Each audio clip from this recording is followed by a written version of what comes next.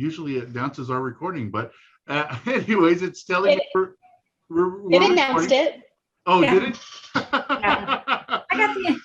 Yeah. I got the announcement. Well, welcome everyone. Thank you for joining us. I just barely got my announcement, so my internet's bad too. So we're going to have some frozen screens. We're going to have some lip reading sync kind of issues probably during this first call. But I want to thank everybody for joining us. And my name is Gino, and I'm joined by Nora Cramer, Jessica Light, and Rick Mann. And we're just going to open up a podcast about life. Business owners, agency owners, experience, history, lovers of Divi, yes, but also lovers of WordPress and non-Divi WordPress themes. We're agency owners. We have a lot in common, but we have a lot to learn from each other. And so I'm going to open this up by I'm going to ask everybody to introduce themselves here. And my name is Gino. I'm with MontereyPremier.com. And Jessica, could you introduce yourself and maybe share like where people could find you and what you do? Yeah, I'm Jessica Light, owner of JJ Socialite, a little play on words there. So yeah, agency owner and do a lot of WordPress, web design, and Gino and Nora are part of my fantastic team. I would be nothing without them, and a lot of social media, paid media, etc. So, and I originally from Seattle and now reside in Atlanta. Sweet. Nora, can you share a little bit about what you do and who and where we can find you? Okay, I'm Nora Cramer, and I'm with Nora Cramer Designs at noracramerdesigns.com. As Jessica said, I do also work with her with JJ Socialite. I've been a graphic designer for well over 30 years at this point. So my background is in graphic design. I got into web design in the mid 90s and kind of fluctuated out of that in the early 2000s and then ended up back in it again at around 2010. So I've been doing that ever since. And nice to meet everybody. Sweet. And now, Rick. Oh, and I'm a native Floridian too. Let me add that too. There aren't very many. Yes, about as native as they come, as you can tell by the shirt. Oh yeah, that's true. I'm wearing my Hawaiian shirt too. Just even though I'm not native Hawaiian, but in honor of Florida, I know we kind of have some connections there with the beach lifestyle. Exactly. Rick, the man of the hour, I saved you for last because I want you to be a little bit more elaborate in your sharing with what you do and your background. But if you could share at least with what you do, then we can get into your background. Sure. Well, my name's Rick Mann. I'm a solopreneur. I'm not an agency. Been a solopreneur pretty much the whole time. I do web design, SEO. I don't do a lot of social media. I leave that to other people. My background is I spent 10 years in the Navy. I was a programmer analyst. I worked as a pre-press manager. You mentioned a restaurant manager. I started programming HTML when Al Gore invented the internet. I'm retired. I'm retired now. I basically, as I told you once before, what I do now is I pick and choose the jobs I want to do, and as long as it pays for my cigars and my bourbon, I'm pretty happy. I told Rick I would have my bourbon and cigar for this call, but I didn't have time. So this was going to be a fireside chat, but I got no fire either here because I'm in California and where we have a lot of risks. We have plenty of fire in California. Sweet, Rick. Well, you know, one of my very first questions is we hopped on a call, and just to give everybody a background, I've never met Rick in person or even on a call until recently, but yet I feel like we've been friends for years. Ever since the whole Divi community and all that world opened up, we connected. And the reason why you stood out to me is because you've always appreciated and encouraged me in my posts, and whether it's, you know, Christian related or business related or whatever, you're just always kind of been there for me. And I've always appreciated your history, especially as a veteran. And I think what's interesting is that in this time and age that we're in, having your, excuse me, my dogs are, they know I'm occupied, so they're going after my trash cans right now. So if I have to turn, it's because I'm taking my dog off my trash can, because they know, they're smart. Rick, I would love to share with others just kind of your experience on your military background and the work you did in the military, which totally relates to where you are now. Sure.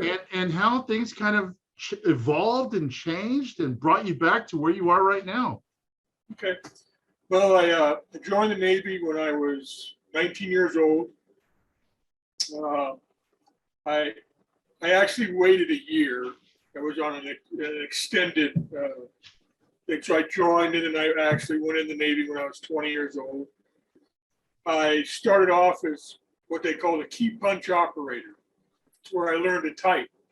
And this is back when you had to do the key punch cards to feed into the mainframe computers.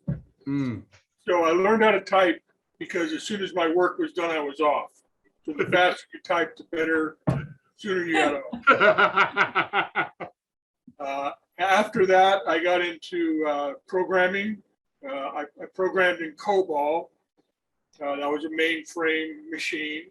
I guess my claim to fame in the Navy, that's what I was in for 10 years. Me and another petty officer, we rewrote the entire Navy's TAD system, temporary additional duty. So anytime a service member goes anywhere, we tracked everything, all the money, the travel, the whole 9 yards. It was a big project. Took a couple years, but it was a lot of fun. I learned a lot. Then I got into being an analyst, so a little more technical and planning out projects, and still kept my hand in the programming because I liked it. When I decided to get out of the Navy, I ended up going to work in a casino in Vegas because that's where I grew up.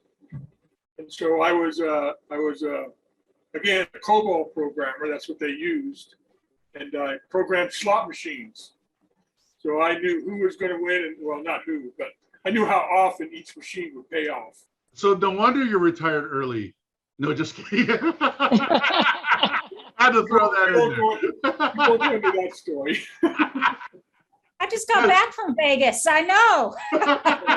You know what happens there stays there. It stays there. Yeah. So there won't be a podcast on that particular part of your life, okay? Right. There's a lot of stories I could tell you about Vegas. So that was mainly my my Navy history. I enjoyed it. I traveled a lot. I've been in more countries than I've been in states in the United States. Learned a lot about people, cultures. The Navy gave me a lot of discipline, learning how to lead. I give the Navy credit for a lot of who I am today.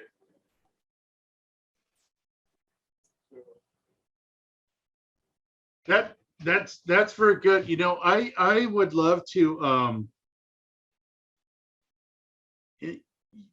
I would love to hear a little bit about how, you know, you shared with me, you know, your faith kind of helped you early on, but it really didn't come into later years when you kind of got out of IT for a little bit and you were in the restaurant world, a restaurant manager, right? You shared with me for 10 years, was it? Yeah, 10 years. 10 years. And what inspired me was what you've learned, how your faith took you out of what you loved.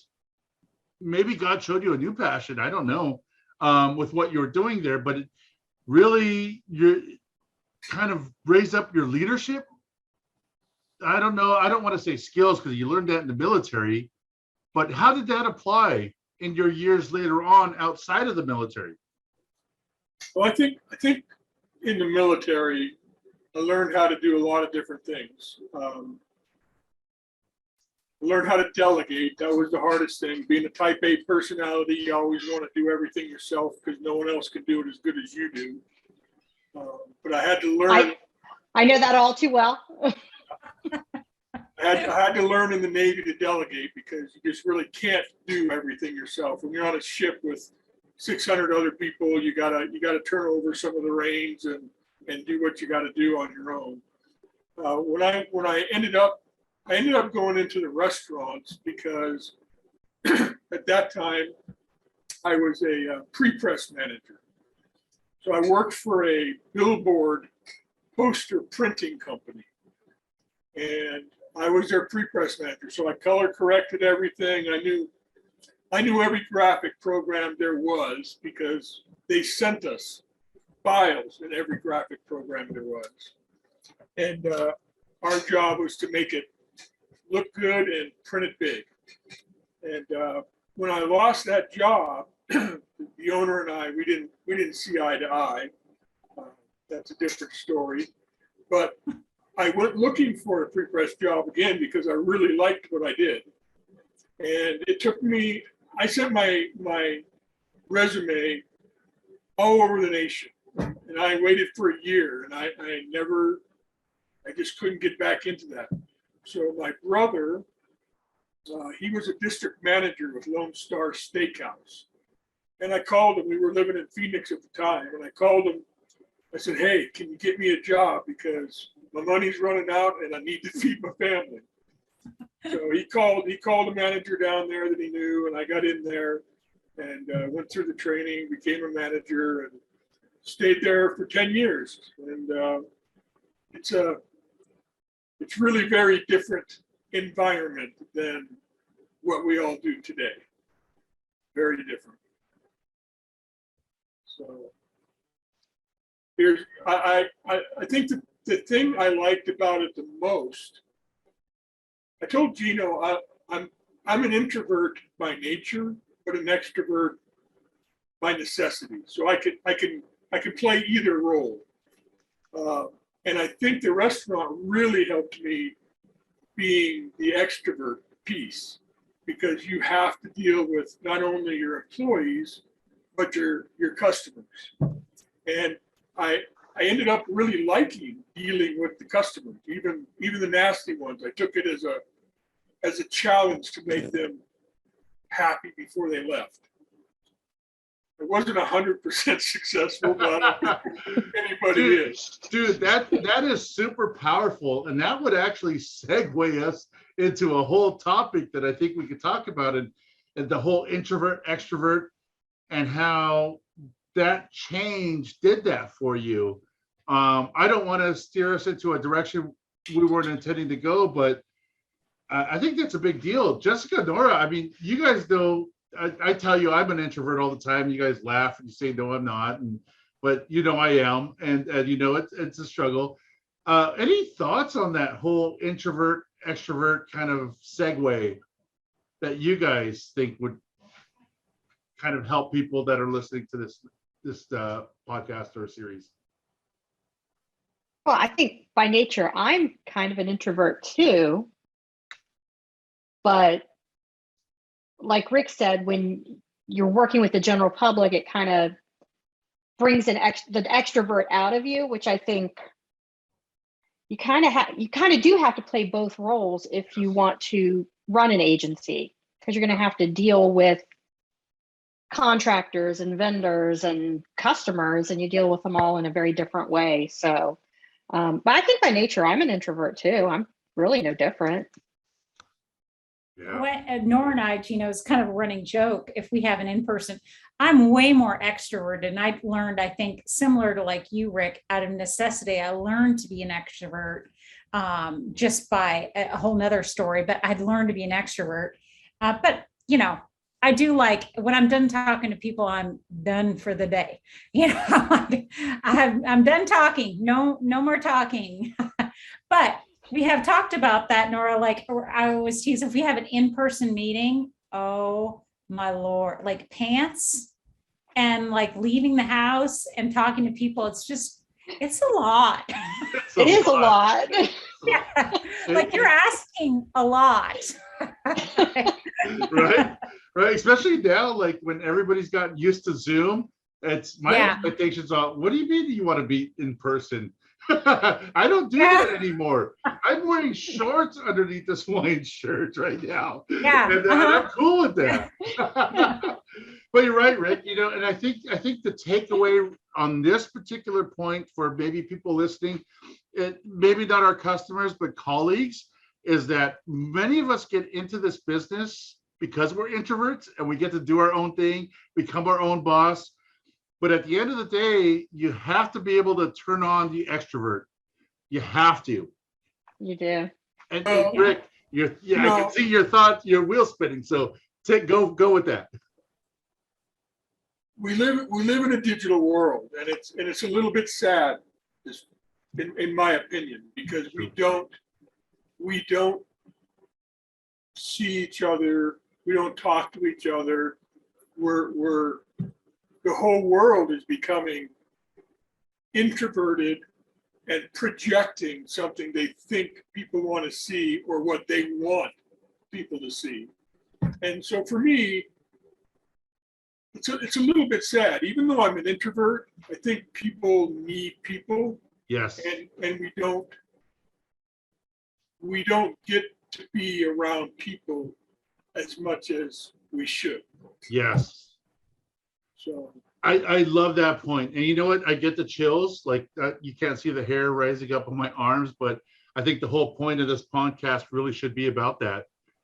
Whether it's a podcast series or just a one-time video, is people being people. I love that. Hey guys, real quick, I'm going to pause the video. Can we take a restroom break? Sure. All right. Sorry. All right, so we took a quick break. Many of you might not have noticed because hopefully I edited this video correctly.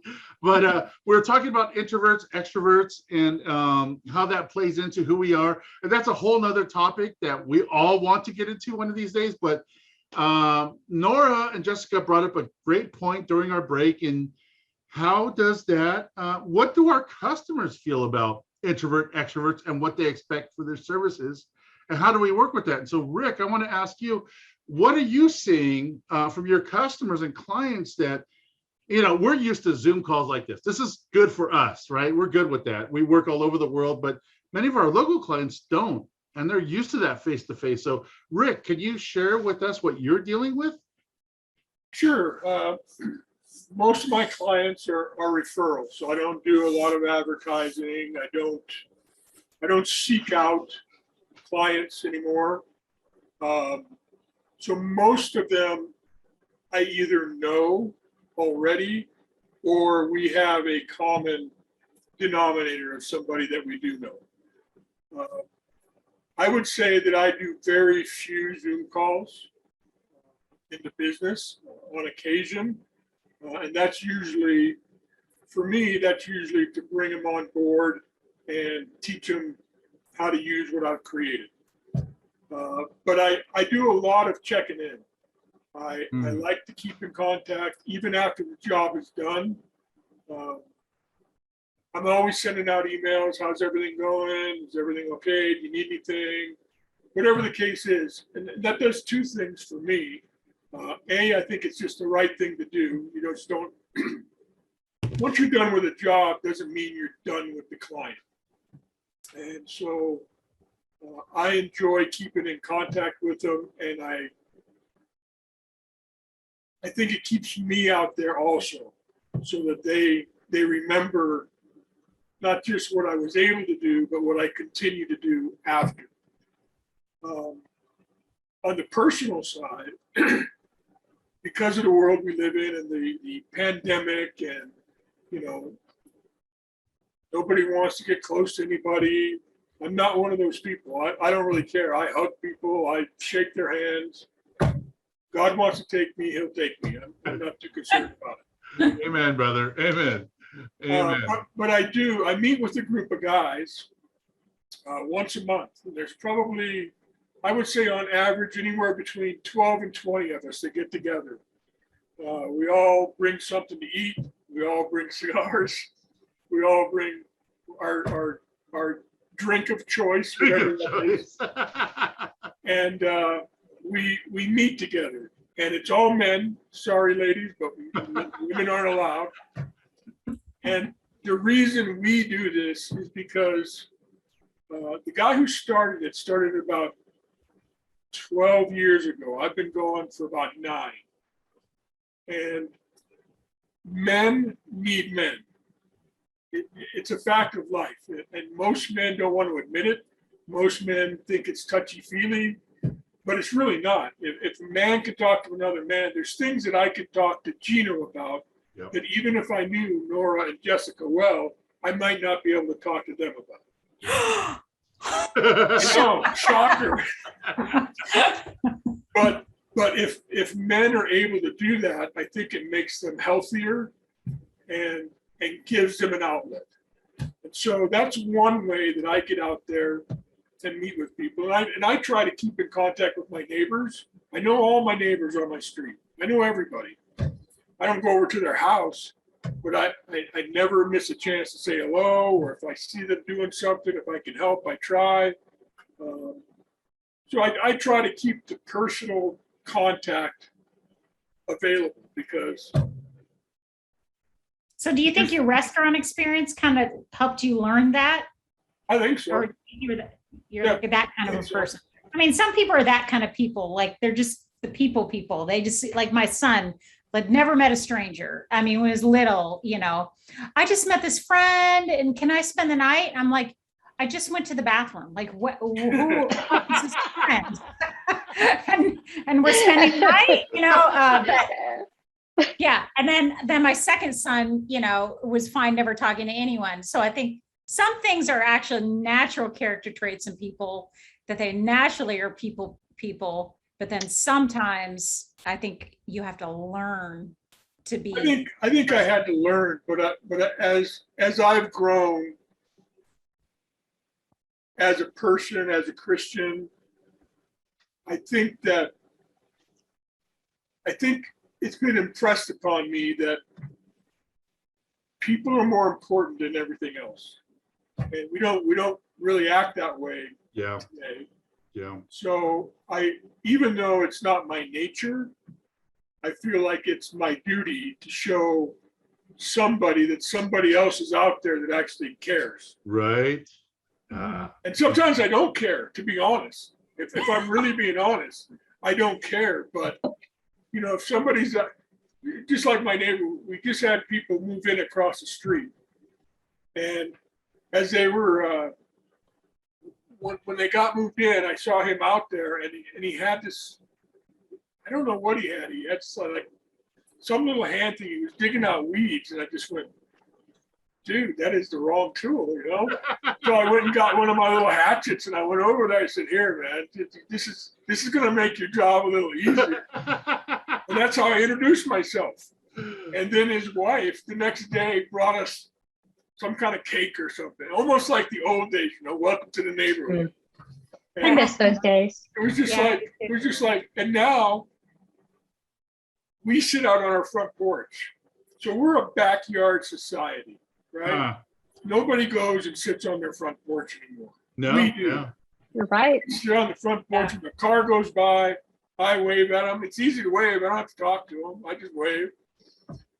And now my neighbors sit out on their front porch. They have a little toddler. Now they sit out on their front porch. And we don't necessarily talk every day, but wave. And now they're out there doing it. So it's like, you don't have to drive into your garage, shut all the doors and windows, and be done with the world. That's at least how I feel. I wish you were my neighbor, because I wave at my neighbors and they give me dirty looks. So I have one. Go ahead, Nora. No, you finish. I was gonna say I have one neighbor that talks to me, but everybody else I wave at and they just like go into their house. Nobody ever waves back. And you're right about being the backyard society. Yes. You can walk out into my front lawn any day of the week and you won't see anybody out there at all, no matter what time of day you go out there. Yeah. So I miss that, because when I was growing up, we had that, just the experience you're saying, where you're on your front porch and you're waving to people and people are saying hi. You don't have to have a conversation, but they're saying hi. I don't have that where I'm at here. You know, there are days when I feel like, oh, what's his name? The actor where he sits on the porch with a shotgun. There are days I feel like That's off my our guy grass. right here. Clint Eastwood. Clint Clint Eastwood. Eastwood, yes, Mayor Yeah. of Carmel, Get off my Monterey Bay. grass. Monterey Bay. That's right. He's one of our mayors. Yeah, it's true. Hey, you know, I know, Jessica, you were going to bring up a point. I don't want you to lose your train of thought. I will say that you nailed it, Rick. We're the same way here in Marina, where I live, a small town. And I remember reading an article how like our country transitioned from being a front porch community to a back patio community, and it is weird. And so we try to do the same thing. And my wife and kids laugh at me because I wave to all my neighbors, even if they don't wave back. And I do have neighbors that don't. I don't know why they don't like me, but and it's hard, but I wave anyways. And they're like, "Who do you think you are? You think you're the mayor?" I'm like, "No, they're my neighbors. You know, I drive by them, I see them. I'm not Mr. trying to be Rogers. the mayor. Dude." Mayor. But I get that. We're trying to do the same thing on the front porch as well. And I think That's that's a good. good point for introverts to start locally with your own neighbors and community is a great way to start. I think that's a great segue from introvert extrovert into how to start naturally, organically within your neighborhood. That's a huge point. That's great. I appreciate Yeah, and that. that's a really good point too. So my neighbor Kitty Corner, he's a plumber, so he owns a whatever. He's a jerk. Like I just He might watch I this. If know I need this to edit neighbor. it, let me know. I don't think I can share this story. Like one time I'll give it the whitewash quick version. But his dog, he has a pit bull, is his dog, and a little yappy dog is his wife dog's, which I always hear them yelling at each other over. That's your blankety blank dog, whatever. So one day I texted him because the dog would not shut up whining for like 9 hours. So I texted, "Hey, you know, does your dog need a walk? You know, I can send my son over." No. And I'm like, well, he's been, you know, whining for like 9 hours. And then a couple of expletives. If you don't, you know, blankety blank like it, just call the effing pound. But my point is, that's what he said. I'm like, I would never do that, but actually I'm thinking about it. But go away for that. Nora was going to kill me. I'm going to get a text. Dog over. After that comment, I'd be thinking about it too. Yeah, Nora, I wasn't going to call the pound, but I mean, I was thinking about it, but I wouldn't have done it. But my point is, I told my husband after that, I don't care if my house is flooding. Like, I will never call him. Never call him. Never. I am never going to call him for plumbing, and I will never refer him. Nothing. Like, I will never use him because he's just a jerk. He yells at his wife. You know, he just, you know, told me to call a pound on a stupid dog. That's why you never get a personalized license plate. That's why I don't have it. That's a good. So That takes me back to remembering. I initially never put a Christian emblem on my car because I didn't want to get called out on my driving. But then one day I came to the realization, well, if I put it out there, then they can hold me accountable to my driving because, hey, you're a Christian. You shouldn't be cutting me off and flipping me off all the time. Yeah, you're right. Okay, maybe I need that accountability. So I don't know if that just kind of went a whole nother direction, but I have Marine mom. I have the Marine. So I've got kids in the military. So I've got a Marine son and an Army son. So I've got the Marine mom and Army mom. So I guess, does that excuse me? I got kids with bad tempers. I don't know. they came from me. I don't know. Well, in my opinion, if I saw that in your van, you could do whatever you want. I'd be afraid she was carrying. Yeah, I probably am. or we know that our kids are. Yeah. That's even scarier. Yeah. Oh, Rick, this has been great, and I don't want to, take up too much of your time. We can go on for a long time. Nora, did you have any, based on what you're hearing and your experience, are there any questions you think that would be helpful to your clients, but two, to your colleagues that we could ask before I ask all my final questions? Put you on the spot. I know, I'm good at that. Yeah, any questions I could ask? Or comments or feedback. Okay, yeah, feedback. I think I have feedback more than a question. Sweet. We talk about people connecting, and something that I have run into, not so much in the digital community, like with our online forums and message boards and things like that. I found that people in those type of forums tend to be really helpful to each other. But within the local community, like when I'm dealing with local graphic designers or local, other local website people or local SEO people, I think that locally we're missing a chance to really work with each other, because I feel like when I try to reach out to somebody local, and I think Jessica's run into a little bit of this too, everybody feels like you're their competition rather than their colleague. And I think that that's probably something we need to get over. And, I think we can all help each other out. I found great help among the community of people who are far away from me. I mean, all of us are in totally different parts of the country. But the local people, I think, are missing. I would still be your friend, Nora, if you're my neighbor. I wish you were my neighbor. I would love to be your neighbor. If you were here in Torita, I'd be negotiating with you right now how we can combine forces. So, yeah. but yeah, no, keep going. But I mean, I've dealt with some local, let's say for graphic designers who just feel like I'm competition to them, and I don't want to be competition. I think that if we worked together, we don't have to steal each other's clients and things, but we can like springboard and bounce ideas off of each other. And I just wish we were seeing more of that locally. I just feel like I don't see it locally. I don't know what y'all's experience is locally. I definitely feel camaraderie, I can never say that word, among my peers online. I do not feel it in person. So I agree with you there, Jessica. That's a good segue. I mean, it's a big, I think, competition, or I would say collaboration over competition, and I have worked with some people locally. I've worked with some great people locally where maybe there's some crossover, but we each have strengths and weaknesses and we can refer each other. And even if not, I even had one local web designer, and her, Chris, she's fantastic.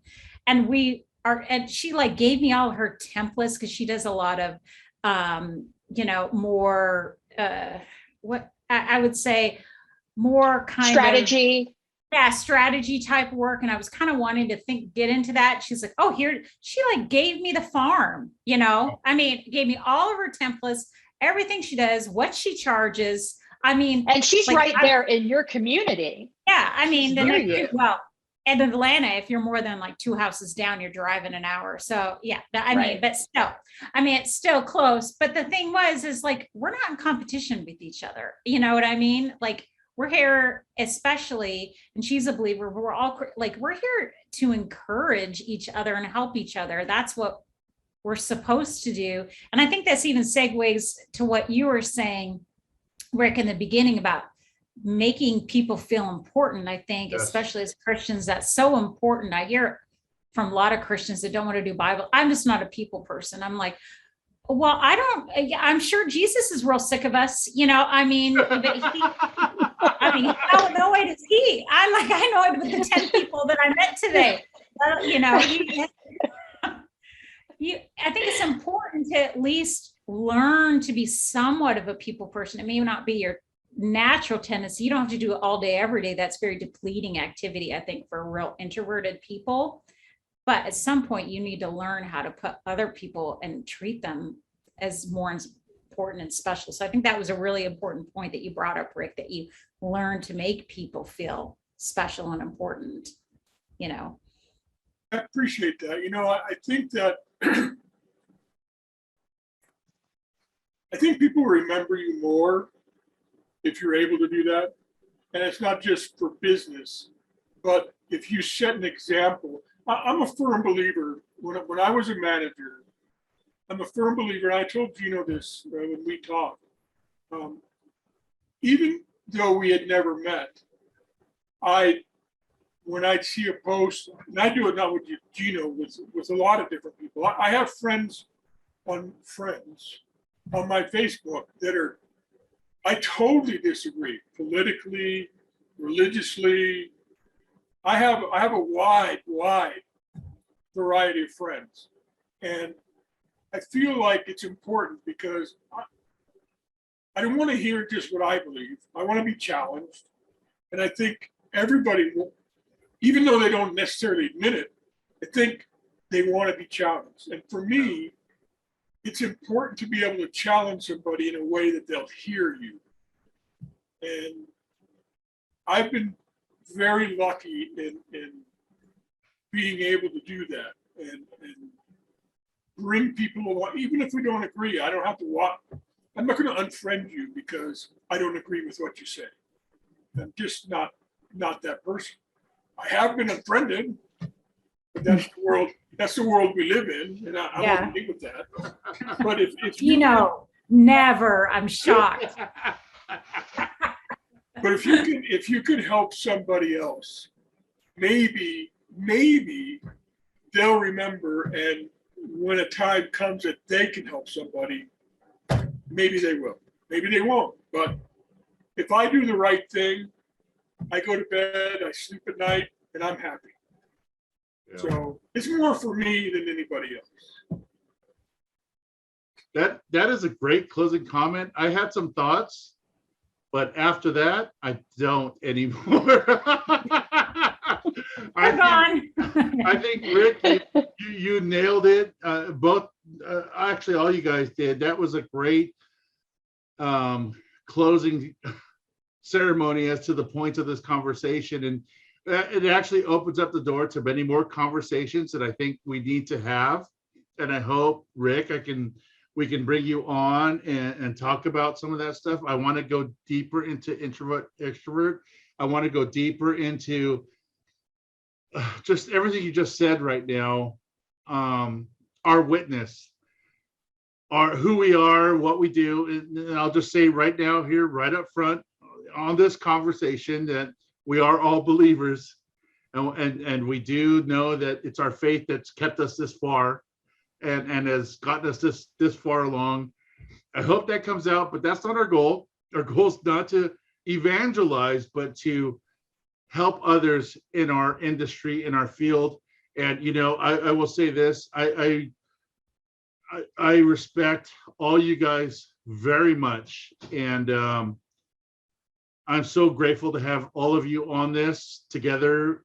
I'm looking forward to more conversations.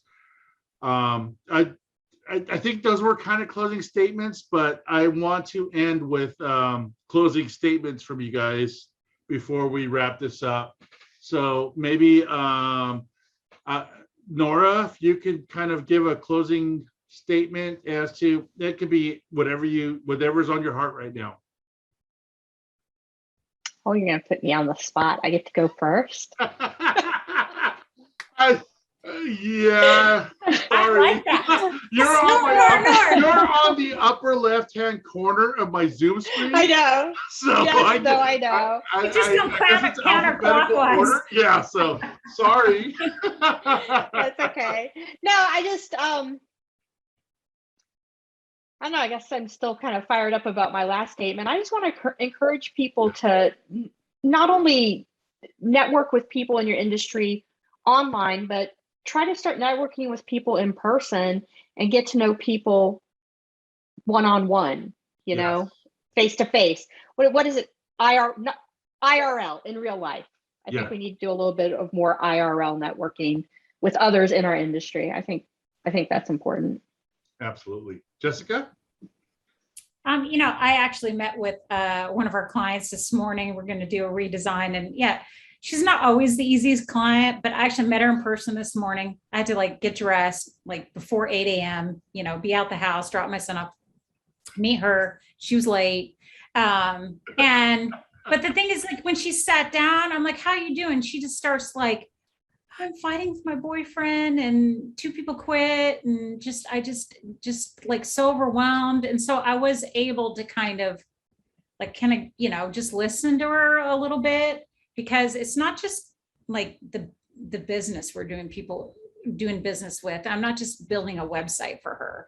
Like, I'm investing in her and her business, and Right. especially for women, but even for men, that business is like a big part of who they are, So, so I just was able to, been married 22 years, and a little bit about, working with each other and just listen to her, so yeah, that's a big deal. Just that face-to-face interaction. I know it's tough for people right now, but if you can, and if not, at least over Zoom call, just like get to know, like Rick, you said that in the very beginning, like even if you like deliver the product, you've built the website, you're still checking in with them, and and maybe if they own a restaurant, you stop by and get something, or a bakery, you just kind of keep that connection with them and help them wherever you can. I think that's a big deal.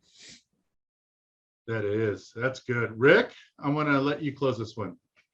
Well, I think I just carry on from where I left off. I think for me personally, the most important thing in business and in my personal life is to build somebody else up.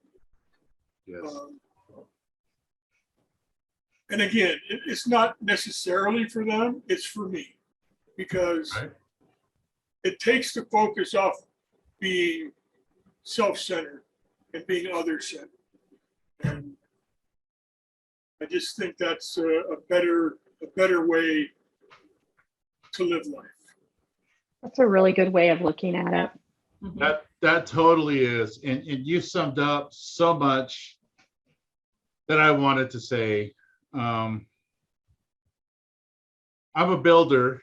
I'm a teacher. I know that's my calling. But I'm also, this sounds dramatic, over dramatic, and I'm sure it is, but I'm a lover too.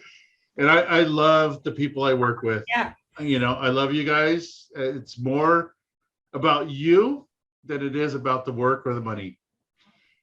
And if we relay that to our clients in a way that doesn't make us vulnerable, obviously that makes us vulnerable. That's the hard part, right? We could get walked all over, we could get run over because we go over the board. We do this the second mile, but being vulnerable has its benefits. And I think our faith has taught us that.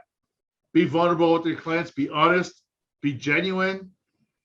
Why are they going to go to you when they can go to some big agency that's huger, has many more employees as well? They want that vulnerable honesty. And I think that's maybe the topic of this call. And so we figured it out after the call. So that's going to be the topic, I guess. I don't know. We'll figure that out. Now you have your thumbnail. So I want to thank you, Nora, Jessica, Rick, for being on the call today. This is not my call. Actually, me, Nora, and Jessica have been talking about this for a while. So you're going to see us on more of these calls. Rick, I hope to have you on more calls, and maybe even have you as a host on some more calls, because you got good questions. And this is not about us. It's not a series. It's not a podcast. I don't know what we're going to do with this, but I'm probably, with your permission, going to publish it soon. And I just hope that your clients and the people in your community see this and know who you are, and that we're just being genuine ourselves, and what we can do for your business too. For our clients listening to this is what we want to do for you. So without further ado, thank you, everybody. I will put everybody's social media, where we can find you and stuff, in the comments of this post, and you'll find it on Nora's website, Jessica's website, Rick's website, my website. This is all of ours. It's not an individual podcast or anything like that. This is for us to you guys, our clients and people who are listening. and colleagues as well. So thank you, everybody. I hope you enjoyed this show. Thanks for having us, Dino. Thank you. Bye-bye. Bye.